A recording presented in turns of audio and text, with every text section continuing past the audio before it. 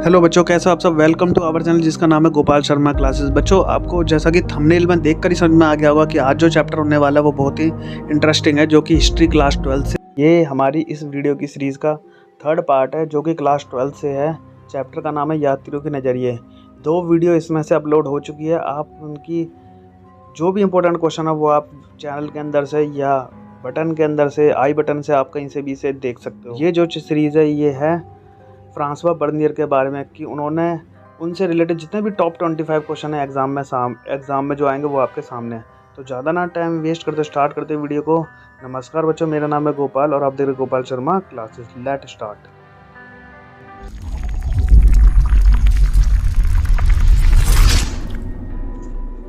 तो बच्चों स्टार्ट करते, जो सबसे पहला क्वेश्चन है वो आपके सामने ये है, फ्रांसवा बर्नियर का जन्म कहाँ हुआ था।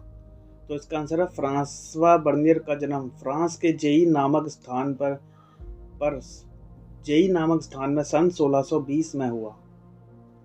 और नेक्स्ट क्वेश्चन है वो आपके सामने ये, फ्रांसवा बर्नियर भारत में कौन सी शताब्दी में आया। तो इसका आंसर आपके सामने, फ्रांसवा बर्नियर भारत में 17वीं शताब्दी में भारत में वह आया। उसका जो थर्ड क्वेश्चन है, नेक्स्ट क्वेश्चन है वो आपके सामने, फ्रांसवा बर्नियर के ग्रंथ का नाम बताइए। उसके ग्रंथ का नाम क्या था। तो इसका आंसर आपके सामने, फ्रांसवा बर्नियर के ग्रंथ का नाम travels in the Mughal empire था। Travels in the Mughal empire. और बढ़ते हैं आगे। जो नेक्स्ट क्वेश्चन है वो आपके सामने इस तरह से आएगा, फ्रांसवा बर्नियर ने अपने ग्रंथ को किस भाषा में लिखा था या रचा था। तो उसका आंसर है कि चूँकि फ्रांसवा बर्नियर फ्रांस से थे, तो उन्होंने अपना जो ग्रंथ था वो फ्रेंच भाषा में ही लिखा।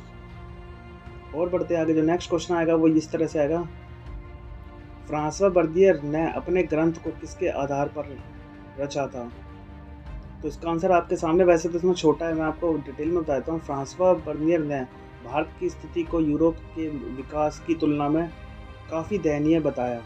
मतलब उसने अपने ग्रंथ में भारत की स्थिति को यूरोप के सामने काफ़ी ज़्यादा दयनीय बताया।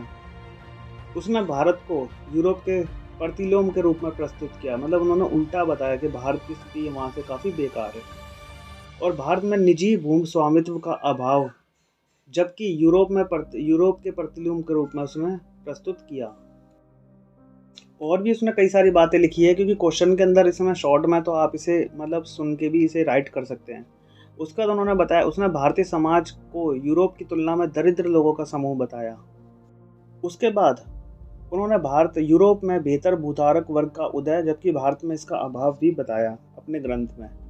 और उसके बाद और भी बात करें तो भारत में यूरोप की तुलना में शासक वर्ग को छोड़कर समाज के सभी वर्गों का जीवन स्तर काफ़ी बेकार अवस्था को भी उसने अपने ग्रंथ में वर्णन किया। तो ये भारत की स्थिति उन्होंने अपने ग्रंथ में बताई। उसका जो नेक्स्ट क्वेश्चन है वो इस तरह से आएगा, फ्रांसवा बर्नियर ग्रंथ को किस तरीके से लिखता था। तो उसका आंसर आपके सामने, वह अपने ग्रंथ में हर समाज की तथा देशों की तुलना यूरोप के देशों की स्थिति से करता था। वह यूरोप को हर तरीके से अच्छा बताता था। मतलब उन्होंने यूरोप की तारीफ ज़्यादा की है। उसका जो नेक्स्ट क्वेश्चन है वो इस तरह से आएगा, 10वीं शताब्दी से लेकर 7वीं शताब्दी तक जितने भी विदेशी यात्रियों के वृत्तांत में क्या बताया गया है उन्होंने अपने वृत्तांत में। तो इसका आंसर आपके सामने, 17वीं शताब्दी में जितने भी विदेशी यात्री भारत में, उन्होंने अपने वृत्तांत में कुछ बातें बताई हैं, जो कि इस तरह से उन्होंने जितने भी लोग आए थे 10वीं से 17वीं शताब्दी के बीच में, उन्होंने दरबार की गतिविधियों की जानकारियाँ बताई अपने ग्रंथ में। धार्मिक विषय, स्थापत्य के तत्व और स्मारकों की जानकारी भी दी। इसके अलावा उन्होंने लोकप्रिय प्रथाओं, जनकर्ताओं तथा परंपराओं की भी जानकारी दी। और उन्होंने अपने ग्रंथों में स्थान विशेष के लोगों की आस्था, भाषा तथा व्यवहार की भी जानकारी दी। इसके अलावा उन्होंने सामाजिक जीवन की भी जानकारी अपने ग्रंथ में दी। उसका नेक्स्ट क्वेश्चन आपके सामने वो इस तरह से, फ्रांसवा बर्नियर भारत कब से कब तक रहा था। तो इसका आंसर आपके सामने, फ्रांसवा बर्नियर भारत में सन 1656 ईस्वी से 1668 ईस्वी तक रहा। उसका जो नेक्स्ट क्वेश्चन है वो इस तरह से आएगा बच्चों, फ्रांसवा बर्नियर मुगल दरबार किस सम्राट के बेटे के चिकित्सक के रूप में बना था। तो फ्रांसवा बर्नियर जब भारत में आया तो यहाँ पर सम्राट शाहजहां जिनका शासन था, उनके बड़े बेटे का चिकित्सक था। और उनका बड़ा बेटा कौन था, तो ये है उनका आंसर। जो नेक्स्ट क्वेश्चन में, शाहजहाँ के बड़े बेटे का नाम क्या था? शाहजहाँ के बड़े बेटे का नाम दारा शिकोह था, जिसकी औरंगजेब ने हत्या कर दी थी।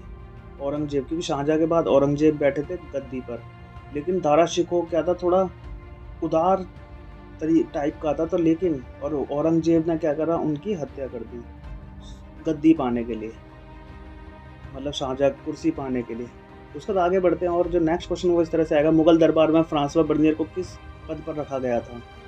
इसका आंसर आपके सामने है। फ्रांसवा बर्नियर को मुगल दरबार में एक बुद्धिजीवी तथा वैज्ञानिक के रूप में उसकी नियुक्ति हुई थी। उसका बच्चा जो नेक्स्ट क्वेश्चन है वो इस तरह से आएगा, मुगल दरबार में उसकी नियुक्ति किसके साथ हुई थी?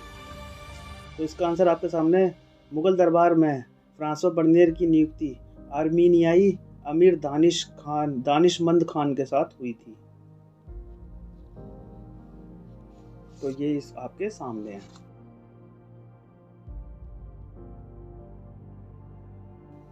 उसके बाद जो नेक्स्ट क्वेश्चन है वो इस तरह से आएगा, फ्रांसवा बर्नियर जब भारत में आया तब फ्रांस में किसका शासन था?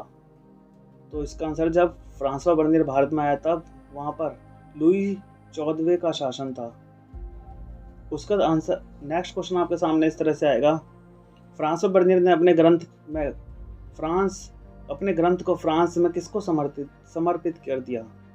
तो उनका आंसर, इसका आंसर ये है कि फ्रांसवा बर्नियर ने जो अपने ग्रंथ में लिखा उसे फ्रांस के जो शासक थे, जो लुई 14वें थे, उनको समर्पित कर दिया। उसके बाद बच्चा नेक्स्ट क्वेश्चन वो इस तरह से आएगा, फ्रांसवा बर्नियर के अन्य दूसरे कार्य किसके रूप में भेजे जाते थे? तो इसका आंसर है, फ्रांसवा बर्नियर के अन्य दूसरे कार्य उस समय के मुख्य अधिकारियों और मंत्रियों को पत्रों के रूप में लिख के भेजे जाते थे। मतलब जो भी वो कार्य करता था वो पत्रों पे लिखते थे और उन्हें अधिकारियों को भेजे जाते थे। उसका जो अगला क्वेश्चन है वो इस तरह से आएगा, फ्रांसवा बर्नियर के वृत्तांत कब प्रकाशित हुए थे? तो इसका आंसर है आपके सामने, फ्रांसवा बर्नियर के वृत्तांत 1670 और 71 ईस्वी के बीच में प्रकाशित हुए।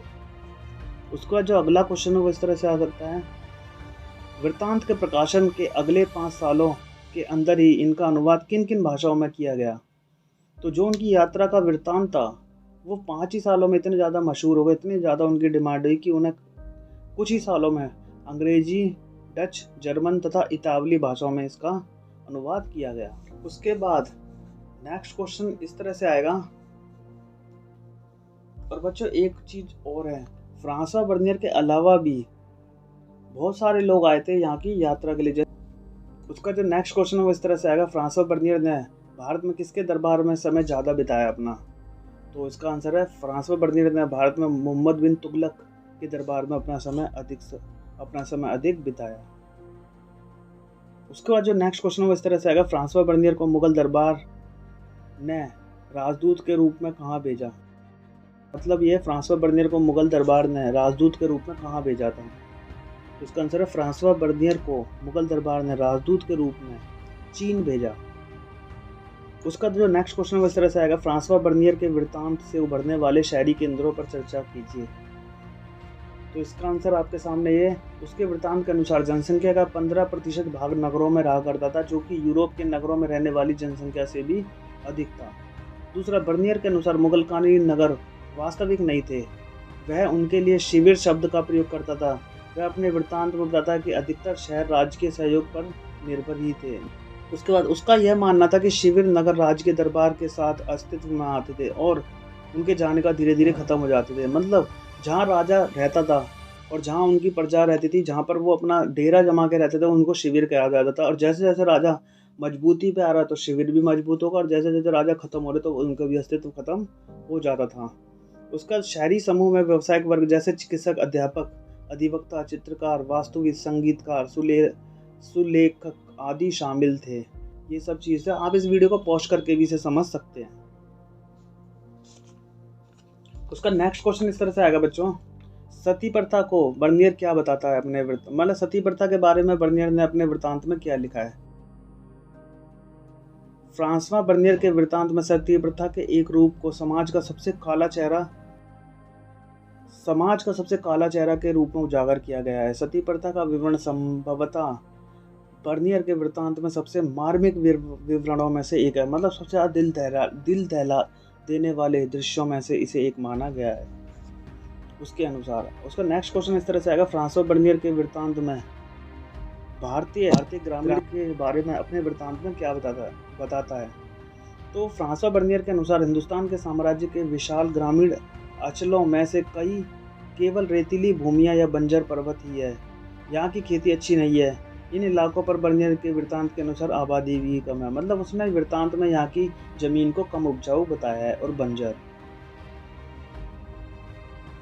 उसका जो नेक्स्ट क्वेश्चन वो इस तरह से आएगा, बर्नियर को भूमि स्वामित्व पर विवरण वृत्तांत में कैसा, मतलब उसने किस तरह से जमीन स्वामित्व के विवरण का वृत्तांत किया था। तो इसका आंसर है वह यह बताता है, बर्नियर के अनुसार मुगल सम्राट ही वहाँ के सारी जमीन के स्वामित्व थे और सारी जमीन को अपने संबंधियों में बांट दिया करते थे। उनके अनुसार इस तरह का बंटवारा अर्थव्यवस्था के लिए अनर्थकारी था। मतलब वहाँ के जो जितने भी राजा थे वो अपनी ज़मीनों को सबों में बांट दिया करते थे, जो कि सही नहीं था उसके अनुसार। और ही बढ़ते आगे, फ्रांसवा बर्नियर का ग्रामीण समाज के प्रति कैसा दृष्टिकोण था। तो उसका आंसर है, फ्रांसवा बर्नियर का ग्रामीण समाज के प्रति बड़ा संकीर्ण सोच वाला दृष्टिकोण था।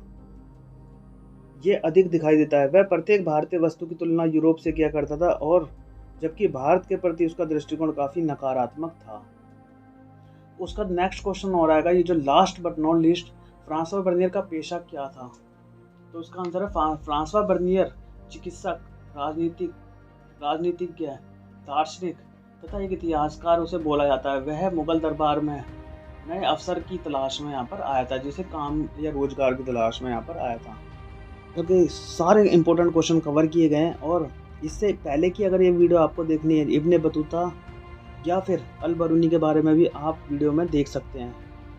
तो अगर आपको वीडियो अच्छा लगे तो लाइक शेयर सब्सक्राइब करना ना भूलेंगे। तो मिलेंगे अपने नेक्स्ट वीडियो में, जो कि बहुत ही जल्दी आएगी। टिल देन हंसते रहिए, मुस्कुराते रहिए, देखते रहिए हमारे channel Gopal Sharma classes. Good bye.